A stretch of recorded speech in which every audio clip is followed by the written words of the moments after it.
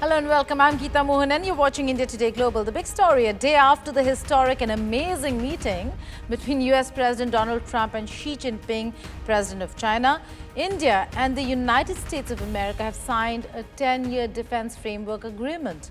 The agreement was signed by Defense Minister Rajnath Singh and his US counterpart Pete Hegseth in Kuala Lumpur. The signing of the agreement is seen as a crucial move after US and China agreed on major trade issues ranging from soybeans to fentanyl to rare earth minerals. It's also important as India was hit with 50% tariff for purchasing Russian oil. The meeting took place on the sidelines of the ASEAN Defense Ministers meeting. And the meeting plus. The deal lays out a long roadmap for deeper military collaboration, capacity building and joint initiative across the Indo-Pacific region. The agreement comes at a time when US President Donald Trump has ordered the Pentagon to immediately test nuclear weapons. और इस अवसर पर defence framework की shining मैं समझता हूं कि उसके परिणाम स्वरूप आज एक नए अध्याय का प्रारंभ होगा। इन्हीं शब्दों के साथ मैं पुनः आपको धन्यवाद देता हूं और मेरा पूरा विश्वास है कि आपकी लीडरशिप में भारत और यूएस के रिश्ते और अधिक मजबूत होंगे। It's one of the most consequential the US-Indian relationship in the world. And our strategic alignment is built on shared interests, on mutual trust, and a commitment to a secure and prosperous Indo-Pacific, which is precisely the conversation we had. Okay. It was the world's oldest democracy and the world's largest. And this new 10-year defense framework, which we signed, is ambitious. It's a significant step for our two militaries, a roadmap for deeper and even more meaningful collaboration ahead. It underscores America's long-term commitment to our shared security and our strong partnership between our countries. We have a major defense partnership that is ongoing and made even more powerful by this agreement. So, sir, thank you. Oh, thank you very much. Well, Rohit Sharma, my colleague, joins me from Washington to discuss what he's been tracking all along, the Indo-US relations, whether it's trade or for that matter defense. Rohit, the China-US major announcements and meeting took place, and right after that we're looking at a defense agreement between the two countries, a renewal nonetheless, a very important one at that. Yeah, this was on expected lines, Geeta. This was supposed to actually happen sometime in the summer, so it's been delayed by a few months.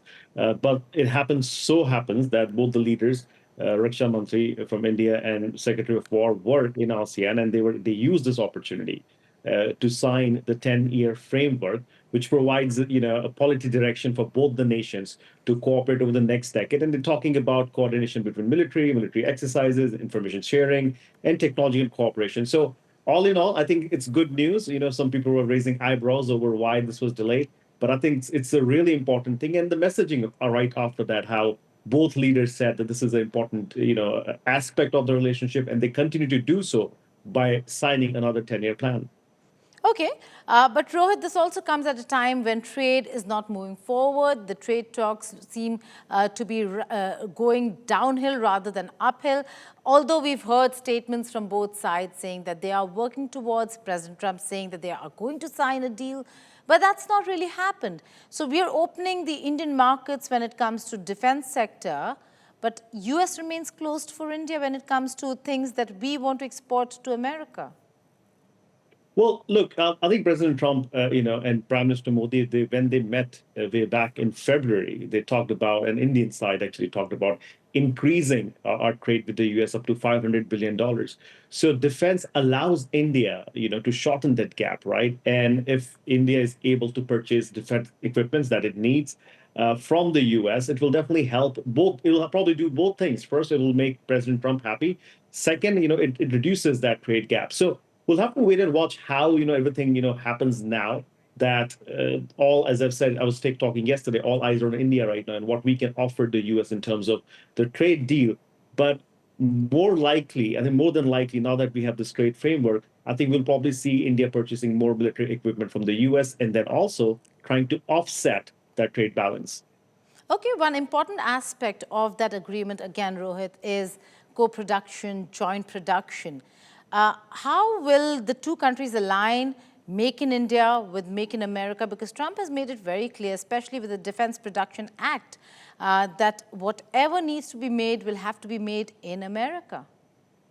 And that's where the challenge is, right? I mean, if you look at the framework, the 10-year framework, at that, it does talk about co-production and R&D, but how will that happen, right? I mean, we did see, Indian officials meeting with some military contractors in the U.S. For example, the Indian ambassador recently met with Lockheed Martin's CEO. So there is some talk about tech transfer and making sure that both countries can build. But I think with President Trump's, mandate, we'll have to wait and watch how they can overcome this challenge. But the framework does include co-production and joint R&D. And we'll have to wait and see how that really works out, because Prime Minister Modi, when he took office, had been very insistent that defense production will have to move to India. 21st century India will not depend on other countries.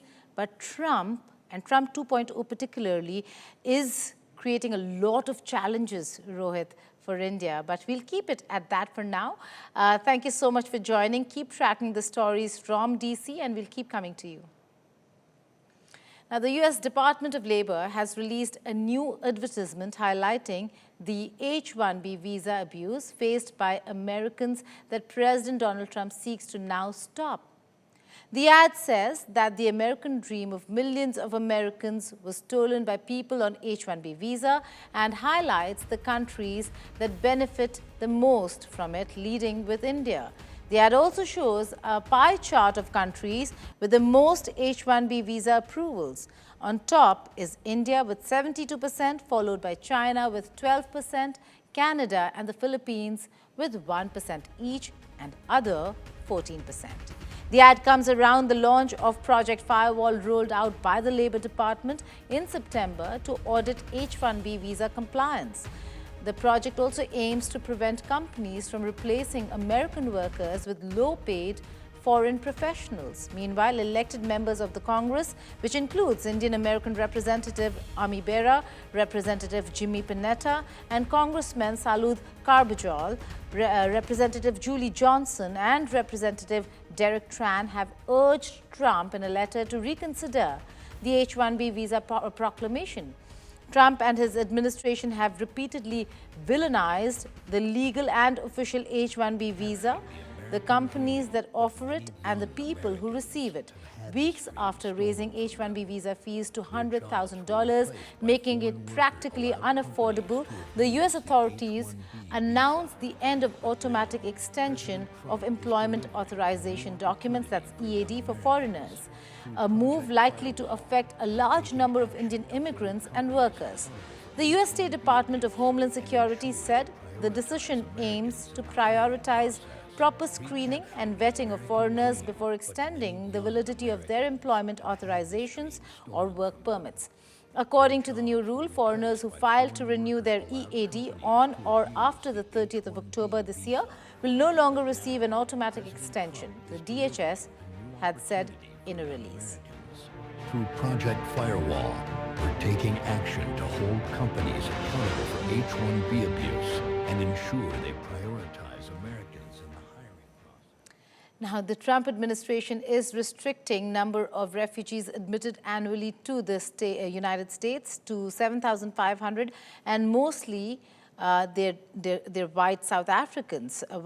This move is a dramatic shift in the Trump policy towards immigration, which perceives illegal migrants as aliens and deems risk to the nation's security or threat to U.S. jobs. No reason was given for this shift in policy, published in a notice on the Federal Register, and are a steep decrease from last year's ceiling of 125,000 set under Democratic President Joe Biden. The notice said the admission of the 7,500 refugees during the 2026 budget year, which began October 1st, was justified by humanitarian concerns or is otherwise in the national interest. It made no mention of any other specific groups to be admitted besides white South Africans, known also as Afrikaners. Trump has claimed Afrikaners face persecution based on their race in the black majority country, allegations the South African government has completely denied. Trump paused all U.S. refugee admissions when he took office in January, saying they could only be restarted if they were established to be in the best interests of the U.S.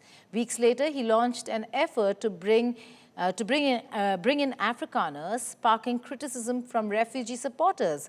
According to Reuters, only 138 South Africans had entered the U.S. by early September. Now, after failed diplomatic talks between Pakistan and Afghanistan in Istanbul, which was mediated by Qatar and Turkey, a fresh salvo was launched by Afghanistan's Interior Minister Sirajuddin Haqqani. Haqqani, during a speech at Firefighting Directorate Training Seminar, accused Pakistan of exporting its internal conflicts across the Durand Line. He said, and I quote, "People of Afghanistan may have internal problems, but they are united against foreign aggression." He also warned Pakistan that if you bring, and I quote him, "if you bring your problems into Afghanistan and create turmoil here, this mistake will cost you dearly." The statement comes amid rising tensions between both the countries and skirmishes along the border. Islamabad has accused Kabul of providing shelter to Tehreek-e-Taliban Pakistan, a terror organization designated by Pakistan, which Taliban now vehemently denies. While Haqqani stressed for peace, he said, and I quote, "No one will suffer problems originating from Afghanistan because of us." He warned that further provocations could alter regional balance. Now, Afghanistan's former Taliban envoy to Pakistan, Abdul Salam Zaif, he spoke to me in an interview and has in no uncertain terms said Pakistan's military dictatorship must end. Watch this explosive interview. An excerpt over here, full interview on India Today Global's YouTube channel. Let's begin with the talks itself. Why do you think the two sides that have for many, many years, in the sense at least the Taliban with Pakistan administration, worked or had a working relationship or had ties, suddenly we see a complete collapse and breakdown? Why? I think this is something not now, but the problem of Pakistan was always with the central government. That's what I was believing. When Indian colleagues asked me that the Taliban, they are not independent, I told them, no, this is not true. When they come to the power, when they come to the government, any Afghan, they will be independent about Afghanistan. And they will be protecting the benefit of Afghanistan. And the interest of Afghanistan will be first for anyone. So the Pakistan, right now, the problem is in the Pakistan, not in the Taliban. Because as a neighbor, we want a good relationship with anyone, with Pakistan, because we have the Durand Line. It's almost 1,200 kilometers. And that's necessary to be stable, both sides. But we want that to be stable. But in the same time, we want respect to Afghanistan, to the idea of Afghanistan, to the sovereignty of Afghanistan. That is important. The Pakistan, they have a problem inside. That's they're unsecure right now, and they have no stability politically and economically. And they are thinking that the Taliban, they have a role in that. They are ignoring the people that they are not able to bring security and stability to Pakistan. They are putting their responsibility on the other shoulder. That's their problem, not our problem. Always we are, because we know the fruit of peace.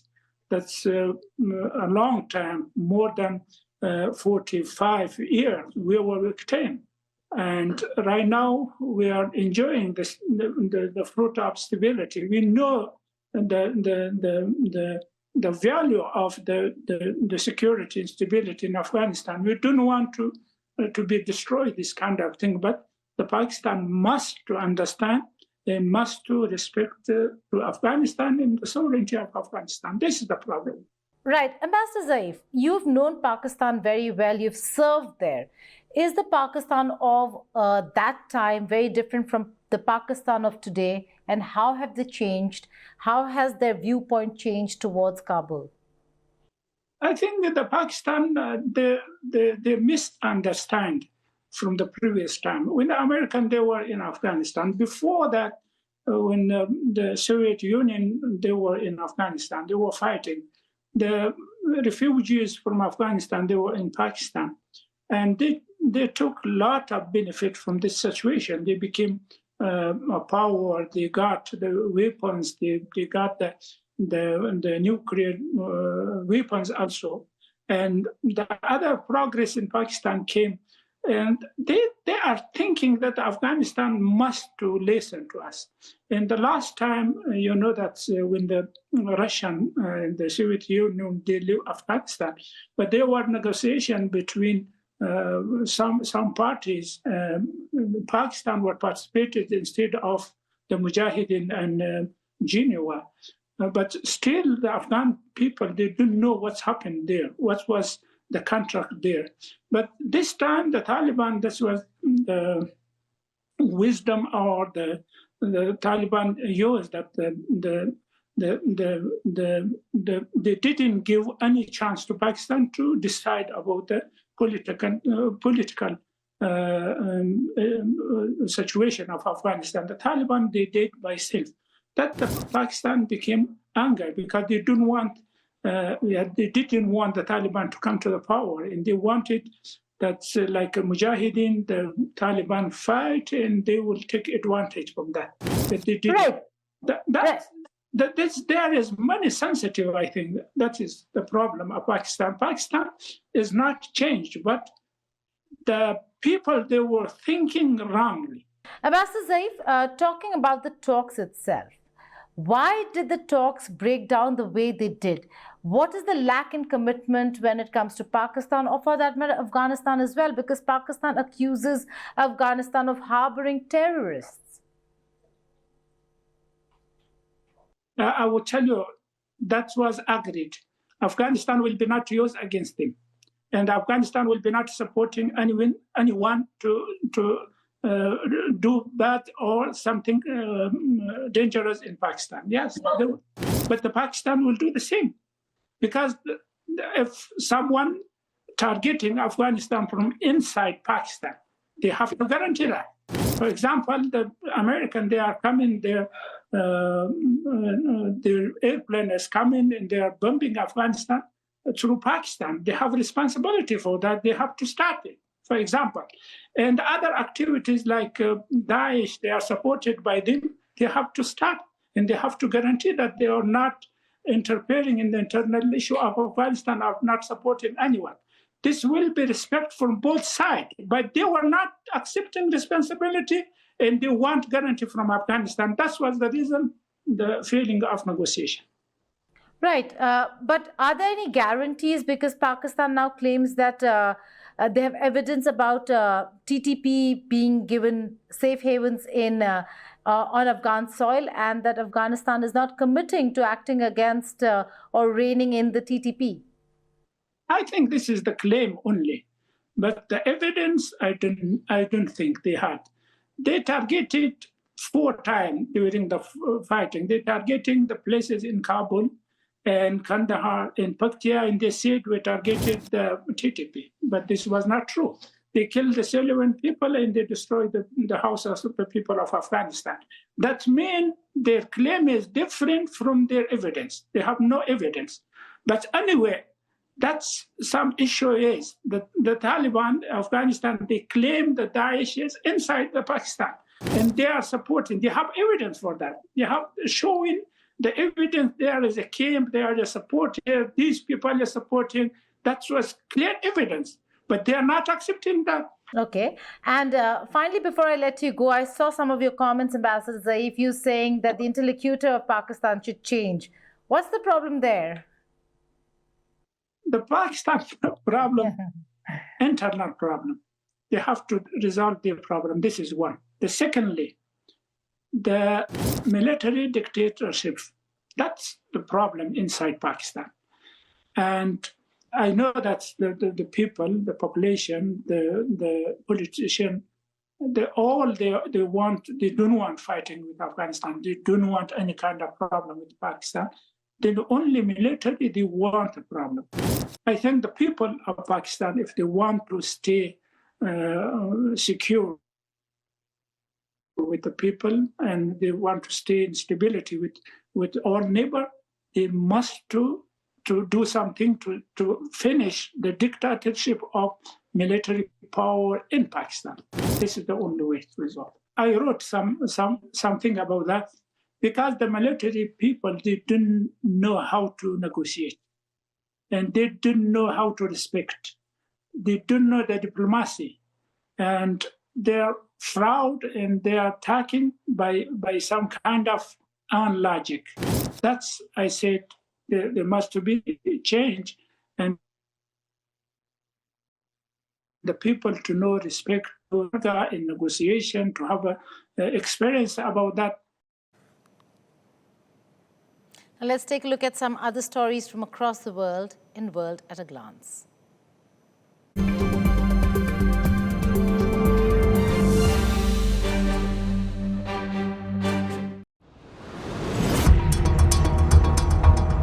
President Donald Trump has urged congressional Republicans to unilaterally end the government shutdown by eliminating the Senate filibuster, urging them to take an unprecedented step that GOP leaders have firmly opposed until now.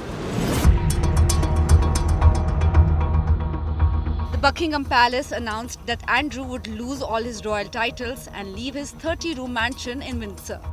After losing title, Andrew, brother of King Charles, will now be known as Andrew Mountbatten Windsor. But according to sources, he won't leave the Royal Lodge immediately. In a posthumous memoir, Virginia Giuffre repeated allegations that, as a teenager, she had sex with Andrew on 3 separate occasions at Jeffrey Epstein's mansion. Andrew has always denied the claims. According to news agency ANP, Dutch centrist party D66 won the most votes in the general election. This victory makes 38-year-old leader Job Jetten on course to become the youngest ever prime minister in Netherlands. D66 is now expected to take the lead in a first round of talks to form a coalition government, a process which usually takes months. NASA has rejected reality star Kim Kardashian's claim that the 1969 space mission to land the first man on moon was faked. Kardashian's comments came on the latest episode of her long-running TV series, The Kardashians. She told co-star Sarah Paulson she thought the moon landing did not happen. Still becoming the first gay All right, she's not praying for love anymore. She's lighting a cigarette instead. Lily Allen's West End Girl isn't just another breakup album. It's a confessional wrapped in smoke and sin. Here's how she turned heartbreak into a holy rebellion.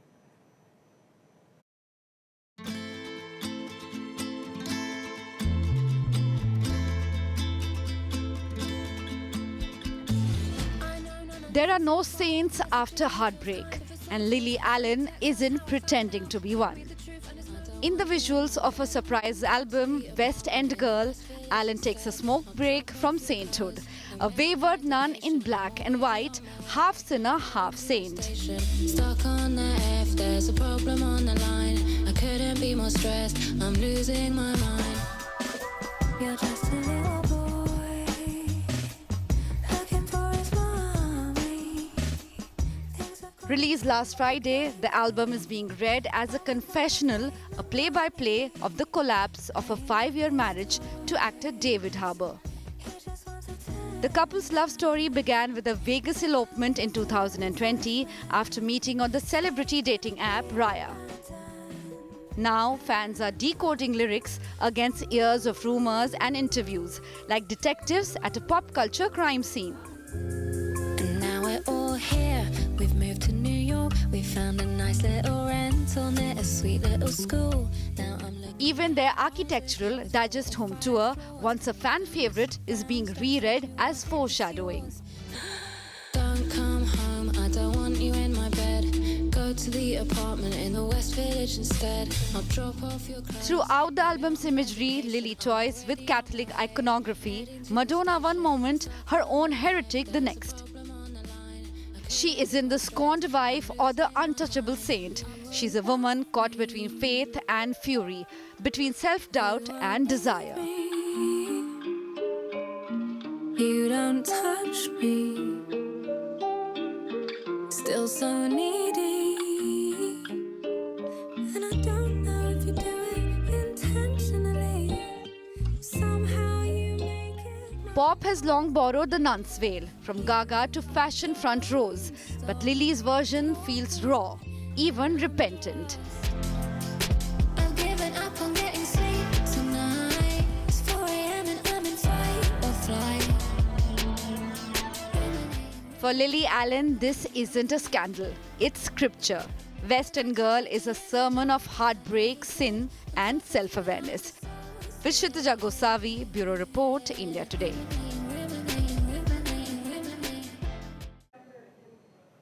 Well, that's all in this edition of India Today Global. But before I go, here is yet another interesting story. Known for Train to Busan and Eternals, Don Lee will reportedly take on a pivotal role in the Telugu film Spirit, directed by Sandeep Reddy Vanga and starring Prabhas.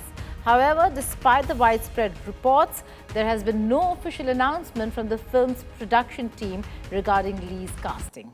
Take a look at this report. Goodbye and take care.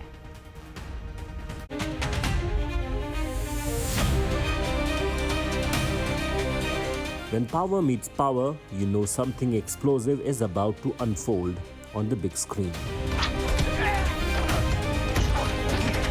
Korean actor Don Lee, also known as Ma Dong-seok, has reportedly been cast in the upcoming Telugu language film Spirit, directed by Sandeep Reddy Vanga and led by Prabhas. News of Lee's involvement surfaced in Korean entertainment media, which described his role as the primary antagonist in the film. The production is expected to bring Lee into direct conflict with Prabhas's character, marking Lee's first foray into the Indian film industry. The casting reports have attracted attention due to Lee's international profile, built on his performances in Train to Busan,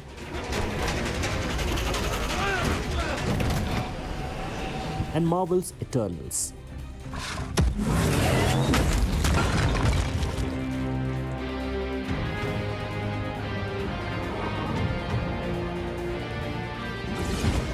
Korean media highlighted the significance of his joining an Indian production, noting the growing cross-cultural collaborations in global cinema. Rumors about Don Lee's participation intensified when he shared social media posts depicting his travel to India. However, despite the widespread reports, there has been no official announcements from the film's production team regarding Lee's casting. Meanwhile, Spirit is described as a cop action film with Prabhas starring alongside Tripti Dimri, Prakash Raj and Vivek Oberoi. The film's director Sandeep Reddy Vanga is credited for his previous works such as Animal, मैंने बोला था ना ज्योति, criminal है हमारा बेटा।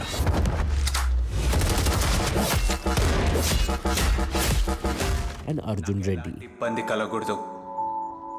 ఆ అమ్మాయి పేరు తెల్లని దుస్తులు ధరించింది, పై వస్త్రము గులాబీ రంగు. అదే మీరు గుర్తుపెట్టుకోవాలి. అర్థమైందా?